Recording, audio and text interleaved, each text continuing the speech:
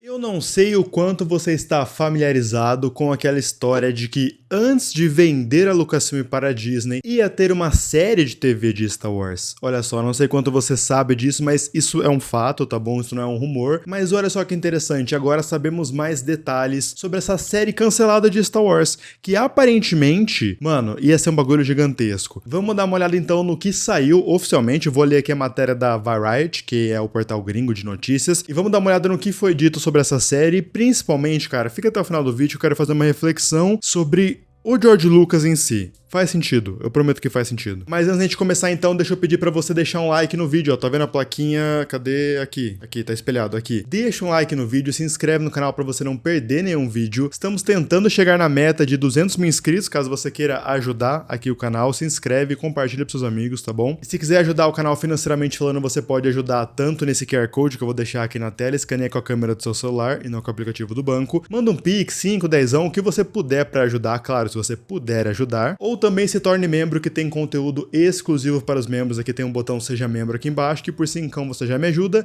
E também você pode comprar coisas na Amazon pelo meu link. Entra pelo meu link, digita lá o que você quiser comprar. Assim você me ajuda, que vem uma pequena porcentagem para mim, que me ajuda a manter o canal funcionando. Agora sim, vamos direto pro vídeo, vamos direto pro tema, na verdade, que é um tema que, cara, eu gosto muito. Adoro falar sobre essa questão dessa série em específico, vamos entender melhor o que tá rolando. Bom, como a gente comentou aqui, de fato é verdade, existiu uma série chamada Star Wars Underworld, de fato estava em produção antes da Disney comprar a Lucasfilm, estamos falando, claro, de 2012, mas o Rick McCallum, que é um dos principais produtores de Star Wars desde sempre, ele participou do podcast Young Indie Chronicles, e como ele é produtor de Star Wars, ele estava produzindo também a série Underworld. Ele confirma que a série se passaria entre os filmes 3 e 4, entre A Vingança do Sith e Uma Nova Esperança, e serviria justamente como uma ponte entre as trilogias. Ou seja, uma série live action que ia ligar a trilogia prequel com a trilogia original, tendo em vista que a trilogia original passa ali 19 anos no futuro da trilogia prequel, dentro do tempo de Star Wars. Uma coisa que é interessante é que ele fala que eles tinham aproximadamente mais de 60 roteiros, além de roteiros de terceiro como rascunho. E ele ainda afirma que eles trouxeram os escritores mais maravilhosos do mundo para o Rancho Skywalker. O Rancho Skywalker é sempre um tema muito interessante, que é o rancho do George Lucas, que está lá ainda hoje em dia, ainda é o rancho do George Lucas, mas a Disney aluga, tá?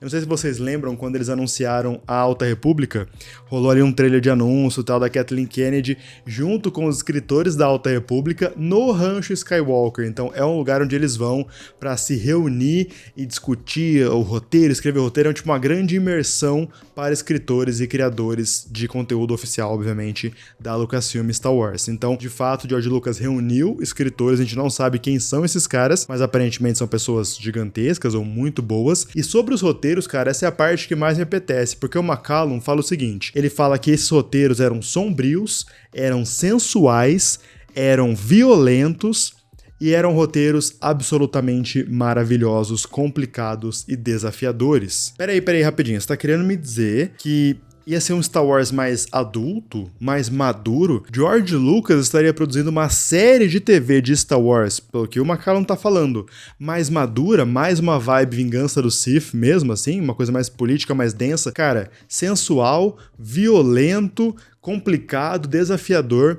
Me lembra uma coisa meio Andor. Não tô falando que Andor é sensual, por exemplo. Talvez tenha um quê de sensualidade ali, mas Andor é violento, Andor é complicado, é maduro, é difícil de fazer. E o violento, ele pode estar falando, não sei nesse sentido, né? Mas ele pode estar falando num violento mais poético da parada. Não violência de gente sendo desmembrada, sei lá, mas uma violência, sei lá, uma violência política. Se a gente tá falando de uma transição ali, do filme 3 pro filme 4, estamos falando claramente do Império. Então uma violência policial muito forte, talvez. Por policial, estejamos dizendo Stormtroopers, alguma coisa assim, mas na minha visão, o que o McCallum tá confirmando pra gente que eram roteiros mais maduros, de certa forma. O que é interessante, porque o George Lucas sempre lutou muito contra isso, contra essa adultização, com aspas, de Star Wars. Bom, ele não falou mais nada específico sobre a série, mas ele levantou, antes de finalizar esse tema, uma coisa interessante. Segundo ele, a série teria destruído o universo de Star Wars e a Disney jamais teria oferecido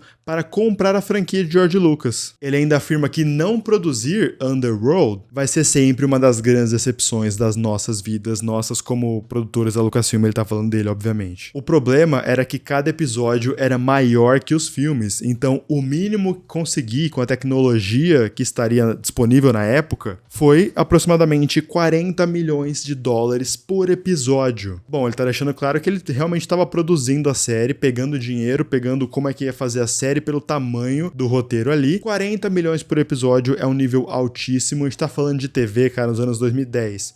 Porque se isso foi antes da Lucasfilm ser comprada, a Lucasfilm foi comprada em 2012. Televisão em 2010 era tipo 20 episódios, imagina isso. Não precisa nem ser 20, 15, 16, olha isso, 40 milhões por episódio. Seria talvez a maior série, tipo, a série mais cara da história, alguma coisa assim.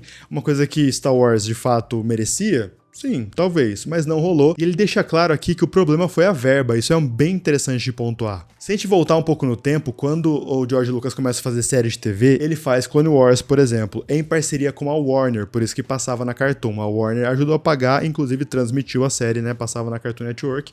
Por isso quando a Disney compra a Lucasfilm, eles vão lá e cancelam Clone Wars, porque era da rival. Em parceria com a rival, melhor dizendo, mas é interessante que ele fala que isso destruiria o universo de Star Wars. Não entendo por que falar isso. Talvez, pelo que ele falou do roteiro, é uma série que destruiria o universo. Eu acho que seria muito denso, cara. Tá com uma vibe de que o George Lucas queria virar o universo do avesso, fazer uma coisa violenta, tipo Stormtrooper matando geral, sei lá, cara, uma coisa bem madura, uma coisa meio Game of Thrones, assim, sabe, onde todo mundo morre, tem traição, uma coisa que meio que perca a magia da fantasia de Star Wars, que é uma coisa que o George Lucas sempre prezou, mas é muito curioso que ele já estava seguindo por esse caminho.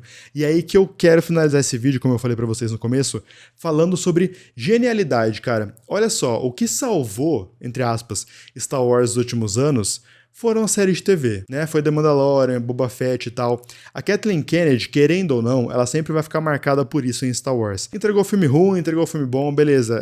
Entregou Rogue One, mas também entregou Ascensão Skywalker, é isso que eu tô querendo dizer. Mas o grande trunfo dela foi que ela conseguiu, como produtora, igual o Rick McCallum falou aqui, né? Não consegui porque ficou 40 milhões de dólares e tal. Ela conseguiu, como produtora, pegar esse dinheiro da Disney e trazer Star Wars para a TV e deu certo. Ah, mas eu não gosto de Colette. Ah, mas eu não gosto de tal coisa. Não, tudo bem, mas Star Wars hoje em dia também é televisão, também é série live action, era algo inédito. Mas o cara, o George Lucas, em 2012 já estava tentando fazer isso, ele só não tinha verba ou tecnologia o suficiente, como o próprio Rick McCallum fala. Eu queria muito saber mais detalhes sobre toda essa situação, sobre esses roteiros, eu queria saber o que estava rolando, qual era a intenção, o que seria tão complicado, maduro e sensual.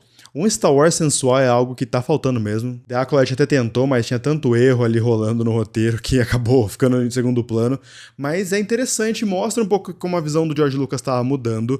No próprio texto da Variety, é bom lembrar isso, né?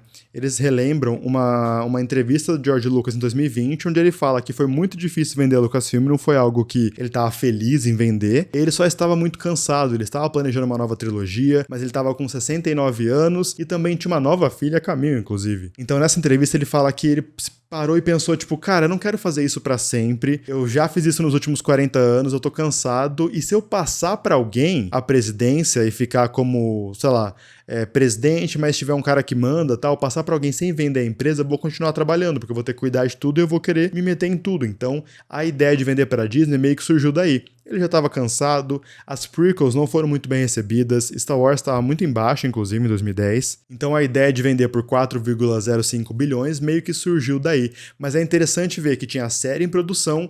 Eu lembro naquele vídeo que nós fizemos aqui no canal sobre jogos cancelados de Star Wars.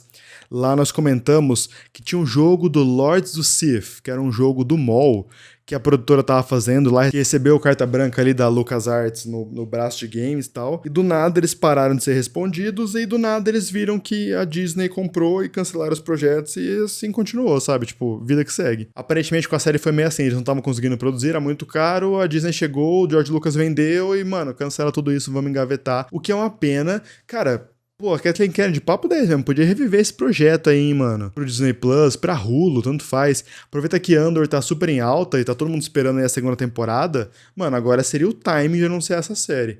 Um Star Wars, tudo bem que pra Disney teria que ser menos denso, pelo que ele tá falando aqui, ia ser muito denso. Mas dava pra fazer, hein, mano. Eu acho que não existe momento melhor pra você fazer um Star Wars adulto do que agora, assim, com todo mundo já acostumado com Andor, por exemplo, que é muito adulto, já dizia Peppa Pig. Cara, o que será que ia sair disso, hein, mano? Pô, uma transição entre os filmes 3 e 4, Underworld. Lembra que tinha um rumor falando que ia focar muito em Coruscant, principalmente ali nos núcleos mais pesados de Coruscant. Underworld é tipo o submundo e tal, né? Pô, cara.